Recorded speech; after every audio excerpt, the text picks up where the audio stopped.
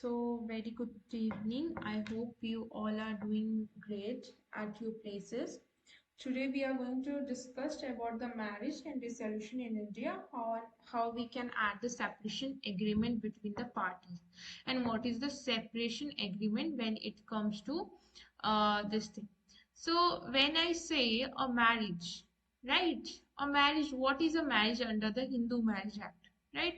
सो एक मैरिज को जब हम कंसीडर करते हैं तो consider it as a valid marriage it has to be perform under the acts which has been given under the Hindu Marriage Act 1955. Hindu Marriage Act 1955 क्या बोलता है कि there must be two parties, right? There must be two parties to perform a marriage, and the marriage should be solemnized according to the law and the rituals.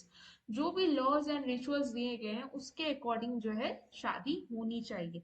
अगर वो शादी उसके according नहीं होती है then what will happen, the person cannot be considered his or her marriage as a valid marriage. इस situation में अगर कोई पार्टी है और वो unsound mind है या who is unable to give the consent, which we talk about the free consent, if the party is unable to do this, what will happen actually? Again there is a invalid marriage. तो जब party जो है वो अपना consent नहीं दे पा रही है, अपना मन जो है उस चीज के लिए नहीं बना रही कि मेरी मर्जी है कि मुझे शादी करनी है, उस सिचुएशन में क्या होगा, वो मैरिज जो है वैलिड ही नहीं होगी. और जब वैलिड मैरिज नहीं होता है, when there is no marriage there is no divorce, right? Suppose करो ए ने बी से शादी की, ए ने बी से शादी की और ए ने आफ्टर सम टाइम सी से भी शादी कर ली without getting the divorce from the B. This situation, C cannot go and cannot invoke the divorce rights and even not as A, because there was not a marriage was happened at all. It was just a degree of annulment in the option of B. Either they can ignore the marriage and can avoid the marriage, right? C के पास वो option था कि उसको अगर मालूम है कि ये ऑलरेडी मैरिज है तो वो अवॉइड कर सकता था, क्योंकि it was the marriage was never happened actually, though, so it will not be considered as a valid marriage. So this is the scenario. Now coming to the separation agreement. Separation agreement basically होता क्या है? When there is an end to getting the end of a relationship, right? जब एक relationship का and होता है, जो husband और वाइफ के बीच में जो रिलेशनशिप है जो सॉल्वेनाइज किया गया है, when there is a separation, right? Without getting a judicial aid, right? So separation agreement basically it happens in a post matrimonial agreement where the couple, जो couple है वो mutually decide करेंगे कि separate करना है without the help of any judicial intervention, which means यहाँ judiciary का कोई role नहीं होगा, right? Then comes your without any divorce petition or decree for judicial separation, the couple part their ways, which means उनको जब judicial add की जरूरत नहीं होती है तो यहाँ उनको ऑटोमेटिकली एक सेपरेशन एग्रीमेंट के through they can separate their way and they can find their own path, right?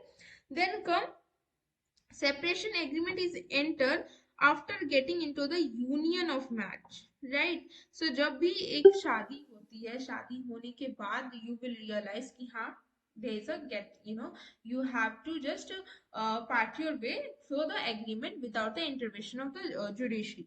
Now separation of agreement क्या बोलता है? बेसिकली ये अगेंस्ट में होता है. जब भी हम सेपरेशन ऑफ एग्रीमेंट की बात करते हैं, it is always the against the public policy, and basically in court ऐसे केसेस पे कोर्ट जो है एम्फेसाइज नहीं करता है इस this kinds of agreement. Validity अगर मैं यहाँ की बात करूँ कंट्री में, तो सेपरेशन एग्रीमेंट में हिंदू मैरिज का इतना रोल नहीं है, क्योंकि इस हमारा हिंदू एक्ट कभी भी हमें ना ही तो अलाउ करता है ना ही इन्फोर्सिबिलिटी करता है सेपरेशन एग्रीमेंट की.